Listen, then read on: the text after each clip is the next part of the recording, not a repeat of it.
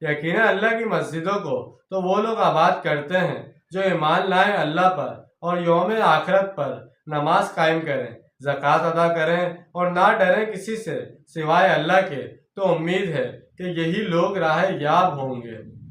وَجَعَلْتُمْ سِقَايَةَ الْحَاجِّ وَعِمَارَةَ الْمَسْجِدِ الْحَرَامِ كَمَنْ آمَنَ بِاللَّهِ وَالْيَوْمِ الْآخِرِ وَجَاهَدَ فِي سَبِيلِ اللَّهِ لَا يَسْتَوُونَ عِندَ اللَّهِ وَاللَّهُ لَا يَهْدِي الْقَوْمَ الظَّالِمِينَ۔ کیا تم نے حاجیوں کو پانی پلانے اور مسجد حرام کو آباد کرنے کو برابر کر دیا ہے اس شخص کے اعمال کے جو ایمان لایا اللہ پر اور یوم آخرت پر، اور اس نے جہاد کیا اللہ کی راہ میں؟ یہ برابر نہیں ہو سکتے اللہ کے نزدیک، اور اللہ ایسے ظالموں کو ہدایت نہیں دیتا۔ مشرکین مکہ اس بات پر بہت ناز